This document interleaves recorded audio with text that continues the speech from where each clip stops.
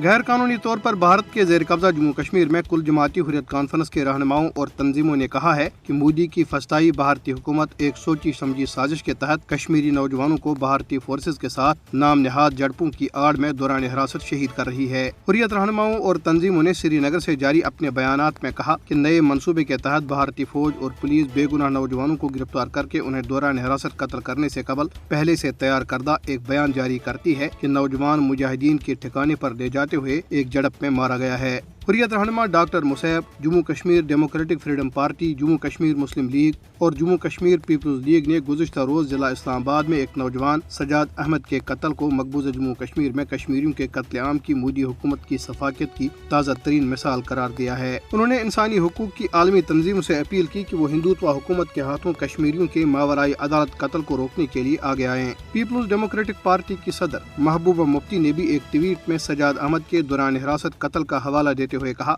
कि जब भी किसी नौजवान को गिरफ्तार किया जाता है तो उसे हाइब्रिड अस्करियत पसंद करार देकर कत्ल कर दिया जाता है। उन्होंने कहा कि सजाद अहमद के मामले में भी यही कहानी दोहराई गई। उसे एक ठिकाने पर ले जाया गया और बाद अज़ां गोली मारकर कत्ल कर दिया गया। उन्होंने अफसोस का इजहार किया कि बेगुनाहों के कत्ल पर किसी को जवाबदेह नहीं ठहराया जा रहा। कुल जमाती हुर्रियत कॉन्फ्रेंस के नजरबंद सीनियर रहनुमा गुलाम अहमद गुलजार ने सेंट्रल जेल श्रीनगर से जारी एक पैगाम में कहा है कि अगर भारत मकबूजा जम्मू कश्मीर में जारी जद्दोजहद आज़ादी को दबाने के लिए अपनी पूरी फौज भी तैनात कर दे तब भी जिल्लत आमेज शिकस्त उसका मुकद्दर है। उन्होंने कहा कि कश्मीरी एक अजीम मकसद के लिए जद्दोजहद कर रहे हैं जिन्हें कत्ल, गिरफ्तारियों और दीगर मजालिम के जरिए अपने मकसद से दस्तबरदार होने पर मजबूर नहीं किया जा सकता। हुर्रियत रहनुमा ने कहा कि हल तलब मसले कश्मीर न सिर्फ जनूबी एशिया में अमन और खुशहाली की राह में सबसे बड़ी रुकावट है बल्कि खत्ते में खून रेजी, गुर्बत और हथियारों की दौड़ का सबसे बड़ा सबब भी है। उधर नेशनल कॉन्फ्रेंस के सदर डॉक्टर फारूक अब्दुल्ला ने जम्मू के इलाके सांबा में पार्टी कन्वेंशन से खिताब करते हुए मोदी हुकूमत से सवाल किया है